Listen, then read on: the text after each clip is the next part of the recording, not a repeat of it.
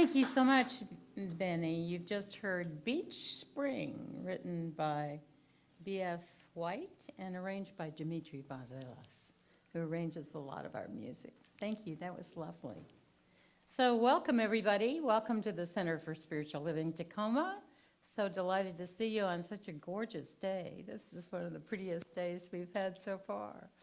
So to all you who are watching at home, we welcome you. And I want to introduce who's on the program.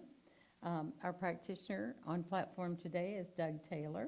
Holding the high watch is Pam Migliosi. On piano is Terry O'Hara. On drums, John Hargis. And our musician soloist is Christina Brewer. So we're going to get started with a meditation and opening prayer by Doug Taylor, and that will be followed by our theme song, Feeling Good.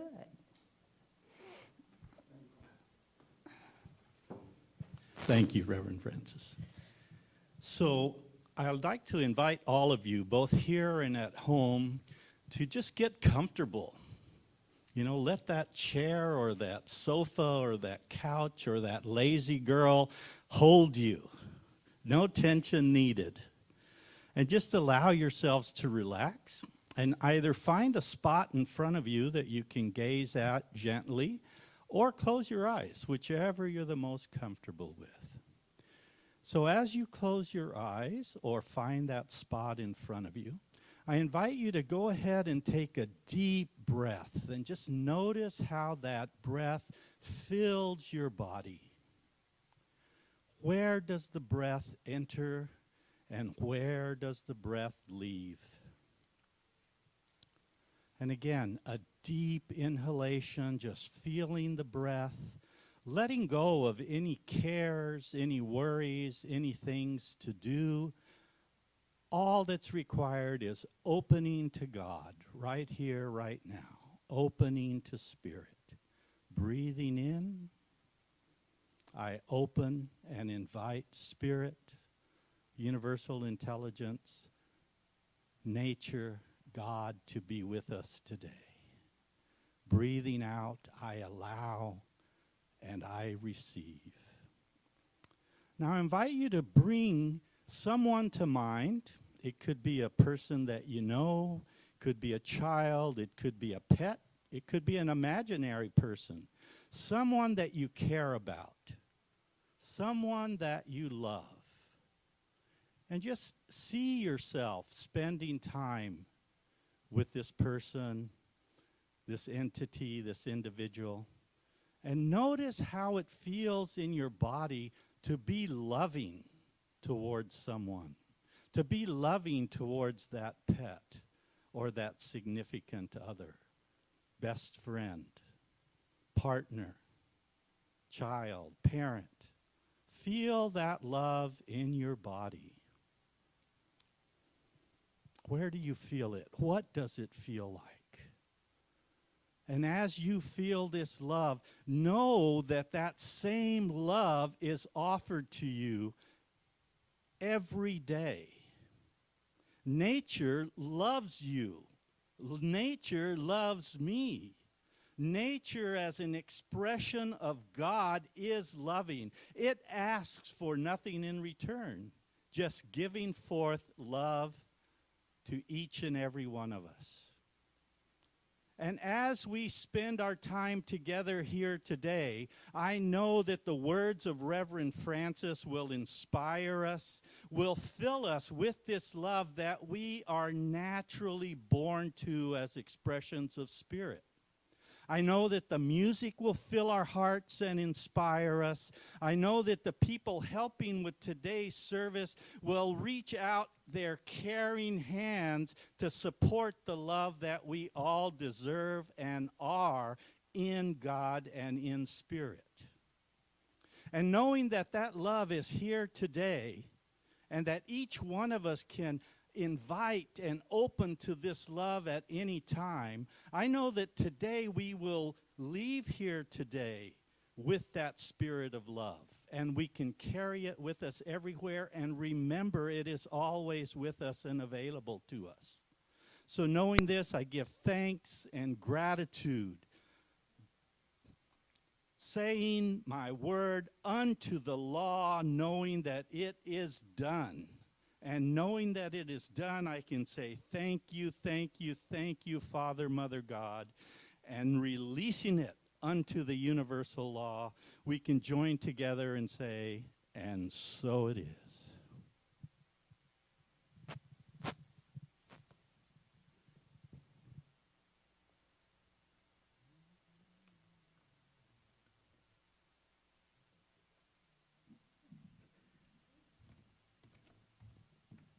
Good morning, Center for Spiritual Living Tacoma. It is beautiful and glorious and warm, and I'll take it. I'll take it.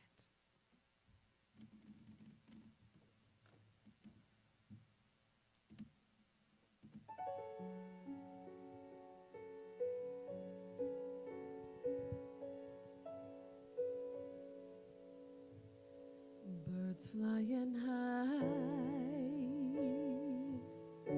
you know how I feel. Sun in the sky, you know how I feel. Breeze drifting on by, you know how I feel. It's a new dawn, it's a new day, it's a new life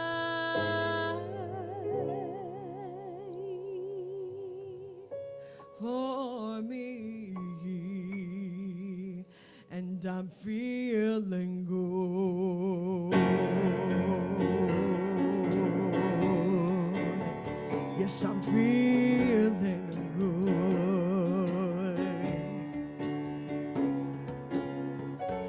Fish in the sea, you know how I feel. River running free, you know how I feel. Blossom on the tree, you know how I feel. It's a new dawn, it's a new day, it's a new life for me, and I'm feeling good.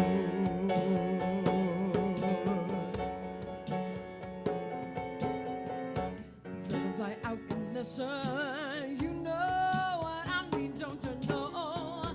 Butterflies all having fun, you know what I mean. Sleep in peace when the day is done, yes, that's what I mean.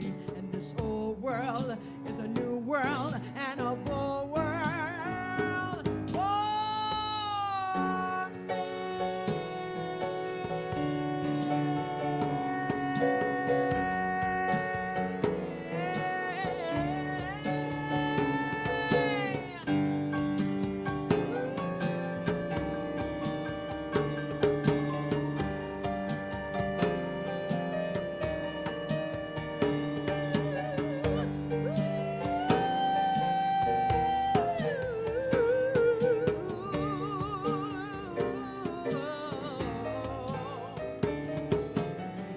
Stars when you shine, you know what I mean, that's how I feel.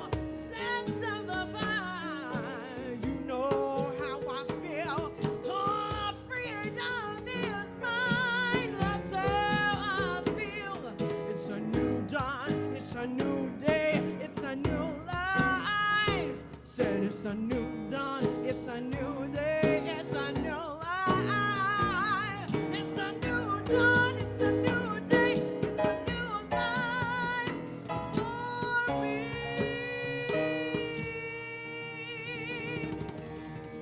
And I'm feeling good.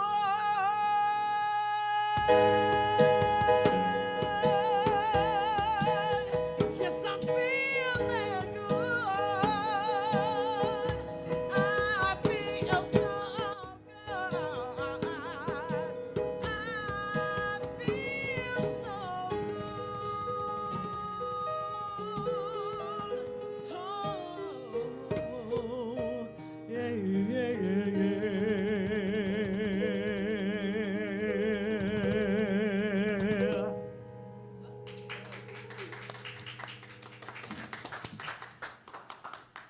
Oh, wow. Well, I want to say a few words about the new Webb telescope, which I took a class a couple of days ago, and it was just so amazing. How many of you are aware of the new James Webb telescope? It was launched on Christmas Day last year, and now this past July, we just got our first images that are coming forth, and it's a special telescope that was designed by, I think, 9 nations were involved in its design. The United States, Canada, and European nations, scientists, space scientists actually built the telescope. And it's designed to be an infrared telescope, and it has much greater detail than the Hubble Space Telescope, which is more normal vision than infrared. But it's just amazing, the photographs. You have a picture of one of the photographs on the cover of your program. So I had this class with Brian Swim, who wrote the Universe story a couple of days ago. And he asked us to I thought we would do this together. So just hold out your hands and make a cup, like you're going to catch something in them. And so actually you have caught something. You've caught 7,000 photons that come from the light of creation, the very first light when the universe was created, when it emerged, or some people call it the Big Bang. Yeah, so actually, if you were to think about it, we're immersed in the first lights of creation right now. And this story is only now reaching us. And here we are, human beings that are able to tell the story. But what I think Matthew Fox said in this broadcast was, this generation is going to learn whether there is other life in the Milky Way. And it's very exciting to feel like we carry that responsibility as human beings to tell that story. We're the storytellers of creation, in a way. And they know that in our cosmos, there's over 300,000 habitable worlds that human beings could survive upon.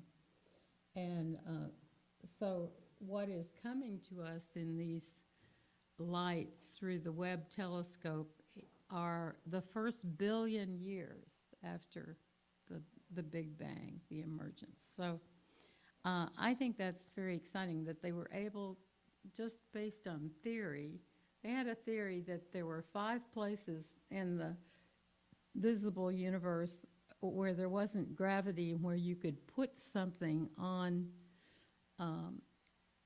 an asteroid or something that was orbiting the sun, and it would stay there, it would stick. And they didn't know whether it was true or not, but they launched this $10 million project to put the Webb telescope on this entity that's called L2 that orbits the sun. And sure enough, it stuck, and this is how we're getting those images back, and it's pretty amazing that we're learning all this today. And I think it's going to transform religion, education. Every institution that we have will become far more cosmic, and we will not see the end of this. So just mark this time you're in as a very special time when this has been discovered, and we will continue. And the exciting thing is it's not over yet. In other words, the universe hasn't been created. It's still being created, and at some point they'll have the science to know what's happening right now. We're seeing a memory of the past billion years. And someday we'll be able to see what's happening or what's already happened beyond us. And that's very exciting to me. So that's all I have to say about that right now. And we'll move on to our next piece of music, I believe. I Need You to Survive. And I want you to think about this song as needing our earth, our Mother Earth, to survive. Of course, we need God too, but needing Mother Earth to survive.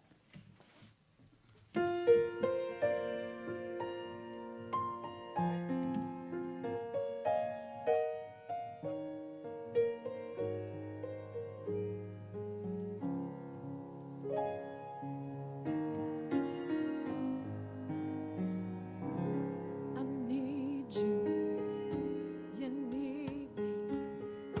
We're all a part of God's body. Stand with me, agree with me. We're all a part of God's body. It is God's will that every need be supplied. You are important to me. I need you to survive. You are important to me. I need you to survive.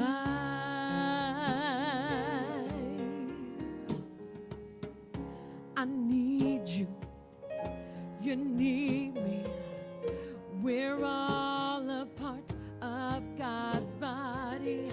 Stand with me, agree with me. We're all a part of God's body. It is God's will that every need be supplied. You are important to me. I need you to survive. You are important to me. I need you to survive.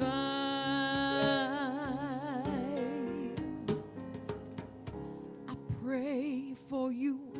You pray for me. I love you.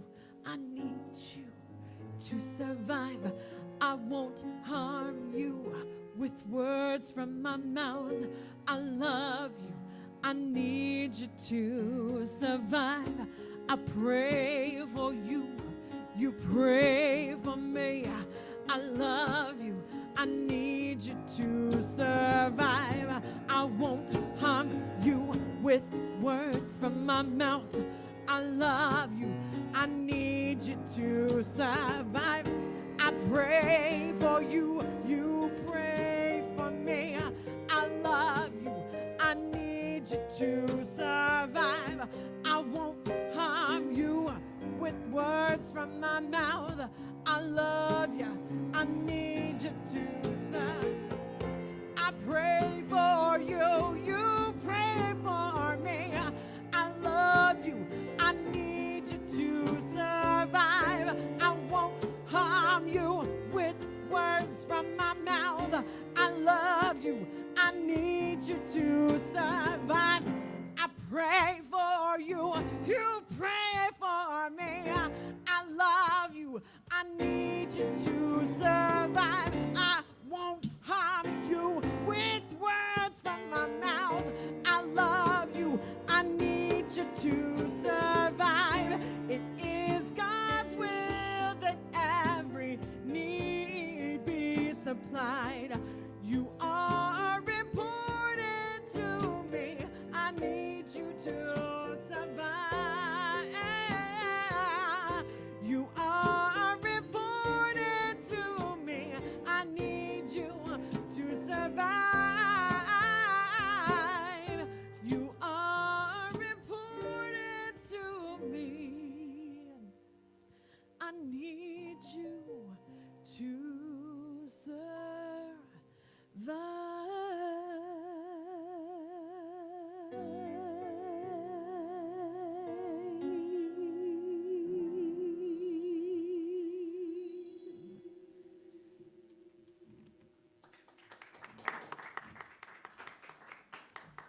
Thank you so much, Christina. Oh, so we're concluding August, where we've had the theme of nature, and I would have to agree with Rupert Sheldrake that it makes sense to think of nature as alive. The old cosmology that saw the world as a machine has been replaced by the idea of the cosmos as a developing organism. And nature, like human mothers, has always evoked ambivalent emotions. She's beautiful, nurturing, benevolent, and generous, but also barbaric and wild and destructive and chaotic, and even death-dealing. So the very words for nature in European languages are feminine. Natura in Latin. The Greek word physis came from the root word phu, where we got the words physics and physical. And these words, just like nature and natural, connect with birth and the mothering process. And when we talk about human nature, we're talking about the creative power and the natural world as a whole. So the question is often asked, what's the nature of human beings? Richard Dawkins talked about a selfish gene and painted humans to be like successful Chicago gangsters, saying selfishness was built into them. And yet in our studies of animals, and we've talked about this over the last month, we learned that apes and chimpanzees are very social.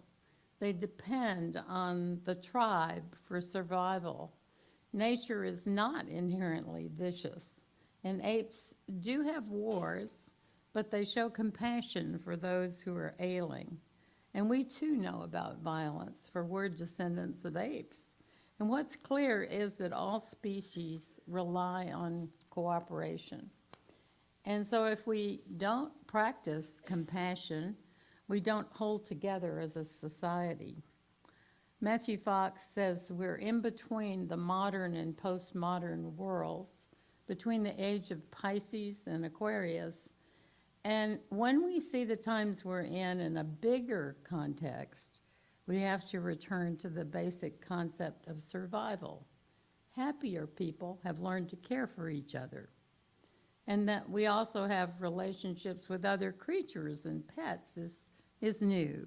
We need them to survive. The Lakota say that all our relations are holy.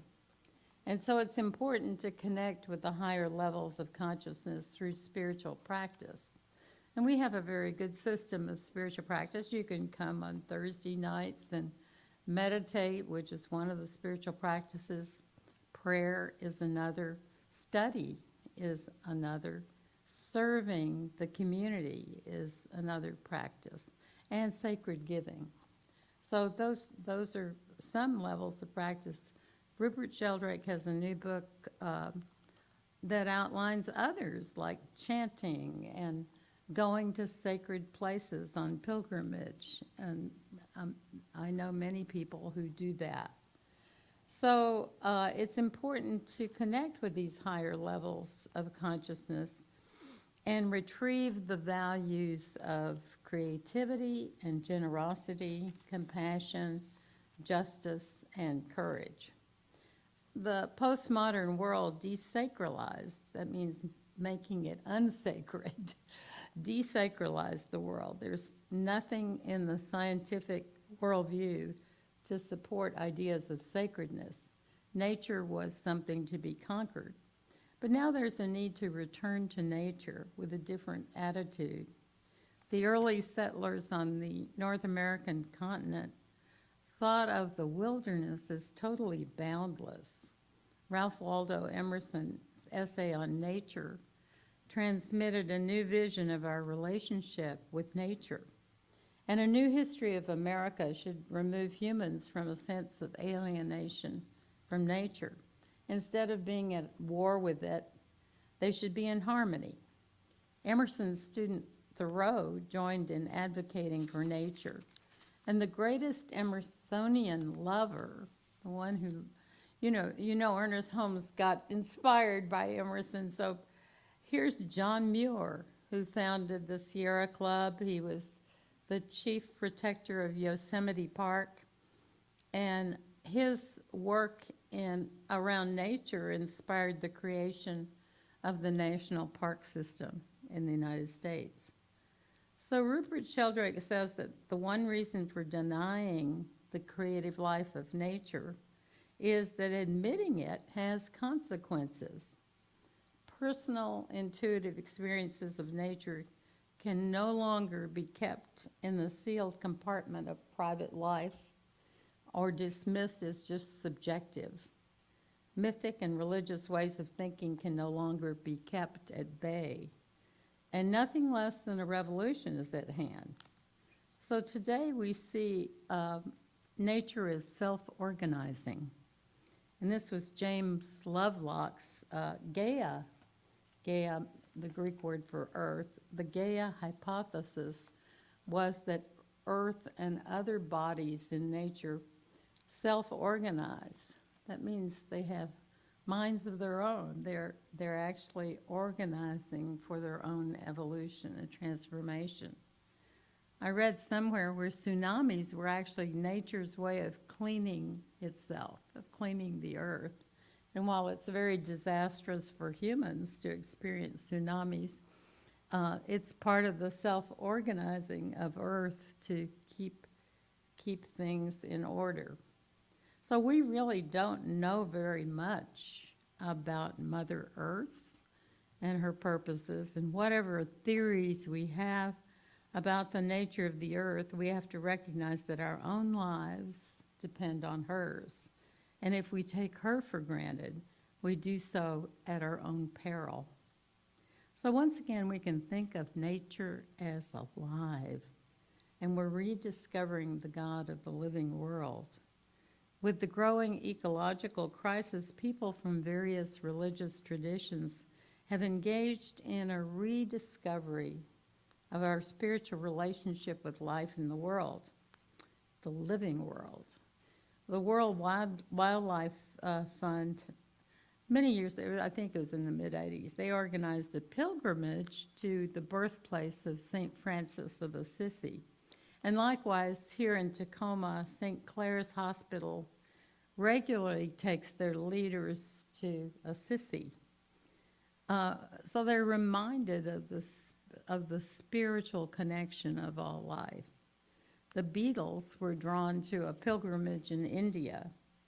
So when God is conceived as creating everything from nothing, as in the theology of Thomas Aquinas, the mother principle has to lie inherently within God.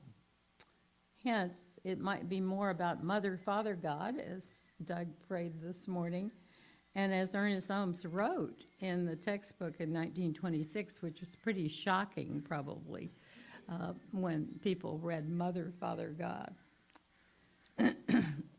There's the myth or metaphor of Indra's net. And one night at the end of one of the Vasa retreats in the Jetvana Park in Sravasti, one of the followers of Buddha asked him, "Master, what is the ultimate foundation of life and the world?" And Siddhartha Gautama raised his eyes to the sky and he contemplated the stars and he smiled as if remembering. And he replied, "The ultimate foundation of life in the world is the net of Indra, God of the natural forces that protect and nourish life." And then he lowered his eyes to look at his disciple with affection. Indra established the foundations of the world in Tushita heaven, and to do this, he hung over his palace on Mount Meru a net of silk threads like a spider web, which extends to infinity in all directions. And in each knot of the net, he put a precious gem, which reflects its perfect facets, all the other gems that cover the net. So when you approach Indra's net and look into any one of those gems, you discover that the gems reflected in it reflect in turn to each and every other gem in this immense silk fabric, and so on into infinity. I do not understand, Master, said the disciple, frowning. Where are all these gems you're talking about? I don't see them in the world. Well, you're one of the gems, Buddha replied. And every person and every animal and every tree and plant and insect, every speck of dust that floats from a sunbeam, every emotion that you feel, all the feelings that all beings ever feel, even 1,000 years ago, the idea that has crossed the mind of each being since the beginning of time is a gem in Indra's net. So within you and within all of us is reflected everything that exists and everything that has ever existed in the universe. We're surrounded by the original photons of light. And you yourself are reflected in everything that exists. You're inside each human being, each animal, each tree, each plant, each speck of dust, each idea and thought, and every feeling to infinity. And so at every moment, the whole world is within each one of us.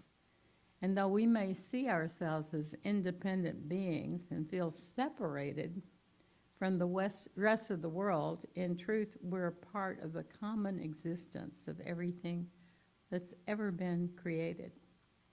You could never exist by virtue of yourself, by yourself alone, because you exist by virtue of the glorious existence of everything around you.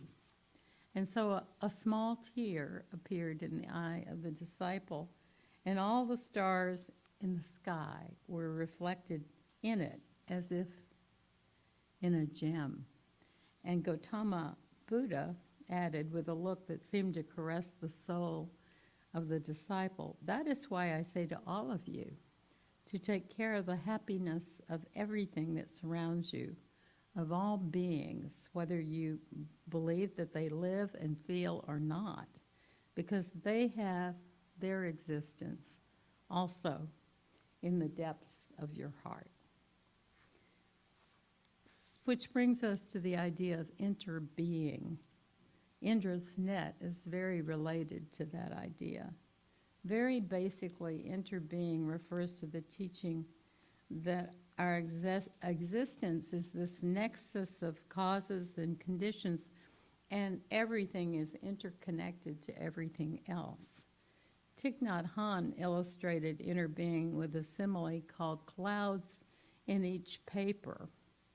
And so he would take out a piece of paper like this one, and he would say, you are a poet, and you will clearly see there's a cloud in this sheet of paper. Without a cloud, there will be no rain. Without rain, there will be no trees, because trees cannot grow without rain. And without trees, we can't make paper. The cloud is essential for paper to exist. And if the cloud isn't here, well, then the sheet of paper can't be here either. So we can say that the cloud and the paper interbeing. So it's important to recognize the truth of our own direct experiences of nature. How many of you like to take walks in nature? Yeah, see, a lot of us do. And so we walk in countrysides. I got lost the other day. I have a house guest, and we were trying to get somewhere, and I missed a turn and went north and went on this ride through forests. And it was amazingly beautiful. I was a little upset that we got so lost for an hour, but then it was a gorgeous view of the woods that are in the Northwest. So our direct experiences sometimes of nature are more real than theories. Rupert Sheldrake wrote in The Rebirth of Nature, he said, As soon as we allow ourselves to think of the world as an ally, we recognize that part of us knew this all along. And we can begin to connect our minds with the living world all around us and appreciate the earth-based traditions of our ancestors that were shaped by this collective memory. We are linked to all forms of life in the heavens and earth, and so we can open to that creative power expressed in all evolution. We can be reborn into a living world. I've always loved the movie The Natural, starring Robert Redford. And with an understanding of the meaning of nature and the word natural as birthing, it has even more significance. It's the story really of a prodigal son, a modern prodigal son, one who was born with the natural gifts of baseball, being a wonderful athlete. And he leaves his natural gifts and is tempted by the material world, and he gets into lots of trouble. And then 16 years later, when he's much older, he returns to baseball and ultimately to his true love, whom he left behind, whom he learns is the mother of a son he never knew. And in the scene when Roy Hobbs, the natural, reunites with Iris, his first love, she tells him, "I believe we have two lives." And Hobbs says, "What do you mean?" She said, "We have two lives, the life we learn with and the life we live after that." So at the end of the film, Hobbs is reborn to his best self, his natural self, and is reunited with his first love and his son. So I wanted to share in closing E.E. Cummings' poem, because I think we can say that we should have great gratitude for even being on this planet today. It was such a sheer moment in time that even the conditions for life on this planet were available. So E.E. Cummings talks about gratitude in this poem.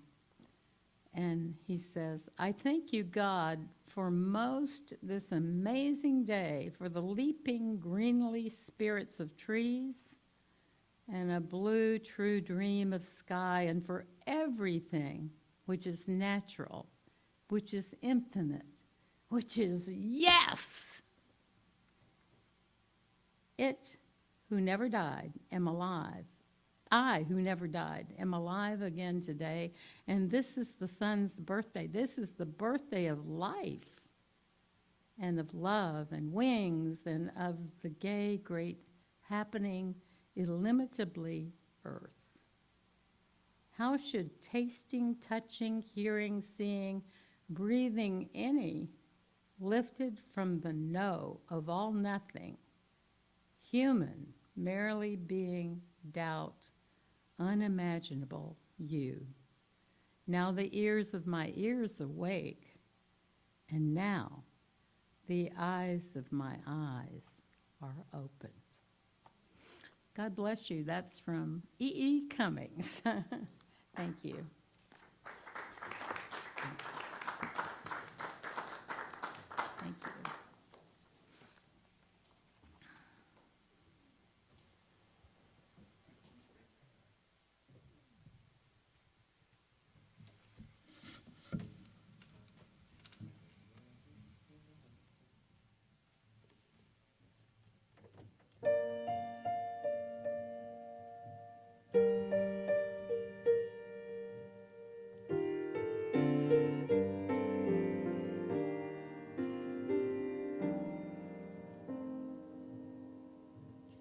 You think you own whatever land you land on. The earth is just a dead thing you can claim. But I know every rock and tree and creature has a voice, has a spirit, Sunday. Think the only people who are people are the people who look and think like you. But if you walk the footsteps of a stranger, you'll learn things you never knew, you never knew. Have you ever heard the wolf cry to the blue corn moon, or asked the grinning bobcat why he grins? Can you sing with all the voices of the mountain? Can you paint with all the colors of the wind? Can you paint with all the colors of the wind? Come run the hidden pine trails of the forest. Come taste the sun-sweet berries of the earth. Come roll in all the riches that surround you. And for once, never wonder what they're worth. The rainstorm and the river are my brothers. The heron and the otter are my friends. And we are all connected to each other in a circle, in a hoop that never ends.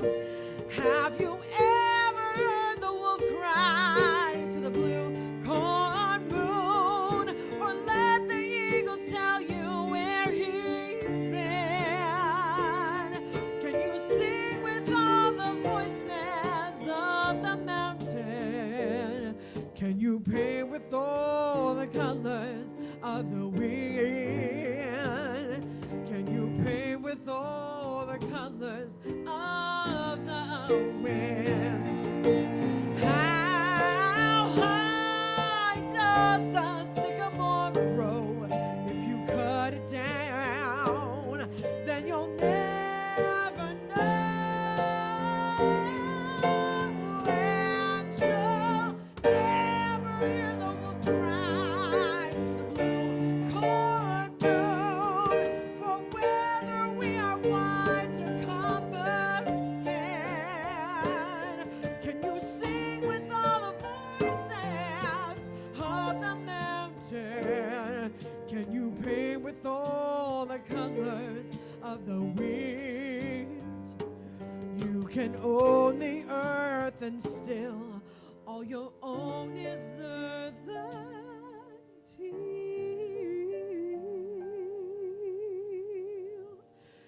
you can paint with all the colors of the wind.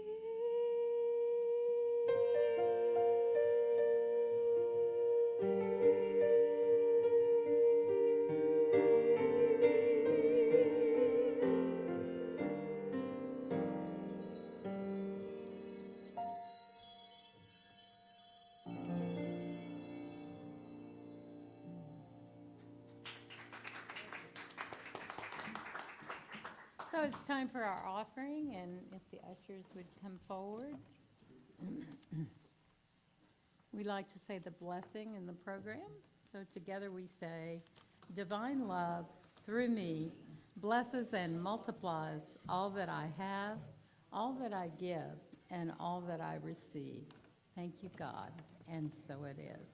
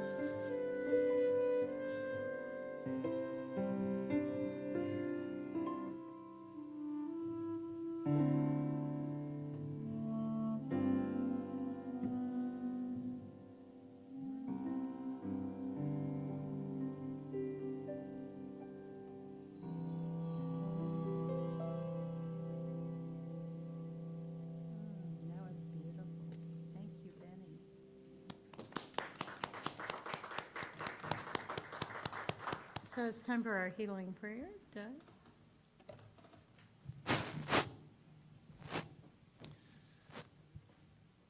So let's just allow that vibration, that resonance of that healing music just permeate our bodies. And again, I invite you to either close your eyes or find a spot out in front of you for a soft gaze.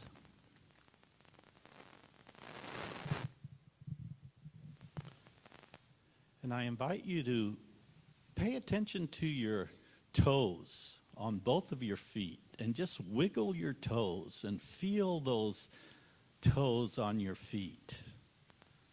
And notice your feet. And continuing, notice the legs you have. And your torso, and your arms, and your fingers on your hands. Wiggle the fingers on your hands. And moving up to your shoulders and your neck. And if you'd like, you can just move your head in a circle a few times. Squint your eyes tightly. And breathe in deeply. And know that this is nature. You are nature. And that this nature is God in spirit expressing through you in your aliveness.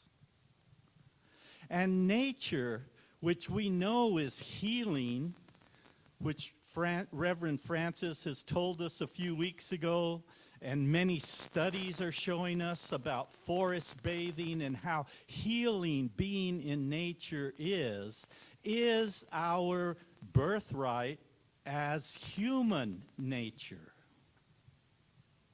So regardless of what it is, relationships, finances, physical, or other types of challenges you are facing right now, it is possible and can be healed. Because that's what God, Spirit, and nature are all about. Think of a time when you've been out in nature, whether it's a garden or on a walk or what have you, and notice all the healing that nature offers. Broken twigs continue to grow. Nature heals. And I guess I'm electric this morning, just feeling electrified with spirit. So knowing that this is true, I know that today each and every one of us have heard the words about nature and who we are as nature as an expression of spirit and God, and that nature is good and healing and loving. And knowing that this is true, I know Rev.Frances' words, the great music of feeling good. The helpers that we have here today are providing that love, that nature, that healing. And knowing that this is so for each and every one of us here today, I know we go in peace, in healing, in love, as an expression of nature, which is God, and it is good. You are good. You are nature. You are loved. And knowing this to be true, I express these words unto the law, saying that I am deeply grateful from the bottom of my heart for this miracle of aliveness right here, right now. It's awesome. Enjoy it. And with that, I release these words and know that it is done. And all will be traveling in peace and safety. Together we say, and so it is. So we have a couple of announcements. One is Doug's class starts this Thursday morning. So if you'd like to register, you can talk to Doug right after service. It's called Building a Healing Consciousness, or you can register online. We also have an exciting concert with Jim Valley coming up on September 10th with his whole band. He has a great band. And so it's going to be right here in the sanctuary. It's from 7 to 9, $25 tickets. And Pam Migliosi in the back has a packet with tickets in it if you'd like to buy one today. Also, Darlene Green is doing Love is the Beacon, Part 3, Sacred Light of I Am and Sovereignty. We've moved up the date a week to September 24th. That's a Saturday, the last Saturday in September from 9:30 to 1 p.m. The time is slightly different, notice. And you can register for that online as well. So I think we're going to move into our final song with Christina, and if you know the song, sing along. Also on September 10th, before coming here for the concert, right? So if you want to do something fun during the daytime before you come to the concert, Tacoma Refugee Choir is filming a music video at Dune Peninsula, and we are inviting everybody to come, and there's going to be rock painting involved that has to do with like writing our words of our energy on it and words of healing on rocks. That is a part of the music video. So you can come to the music video first and then come to gym in the evening. It could be a really fun day. Huh? Dune Peninsula? Down, Dune Peninsula is the new, yes, the yacht, Point Defiance. Yeah, over there. So.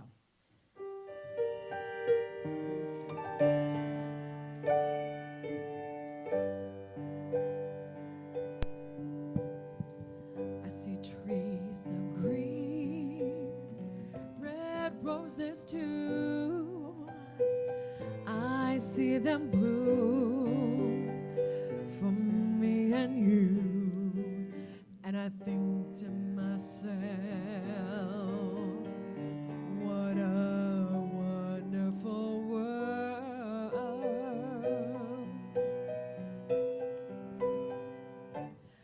I see skies of blue and clouds of white, the bright blessed day and the dark sacred nights, and I think to myself, what a wonderful world.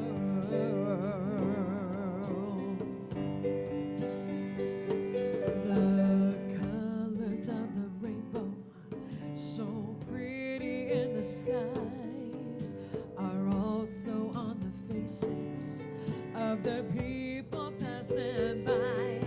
I see friends shaking hands, saying, how do you do? They're really saying, I love you.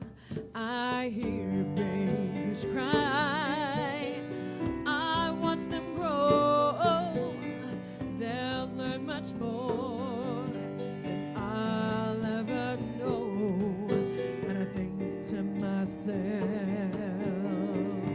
what a wonderful world.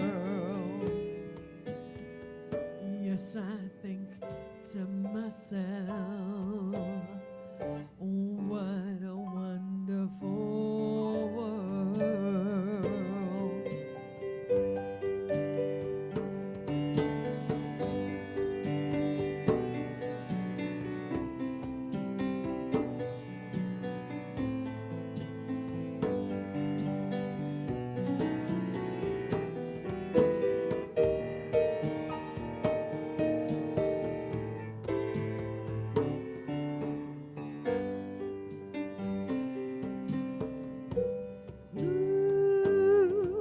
The colors of the rainbow, so pretty in the sky, are also on the faces of people passing by.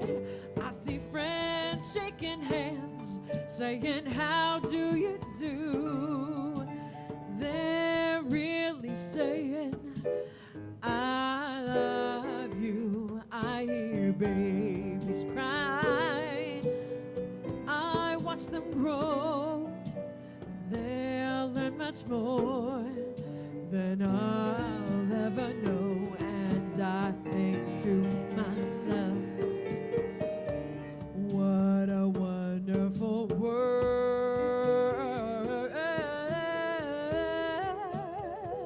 Yes, I think to myself, what a wonderful world.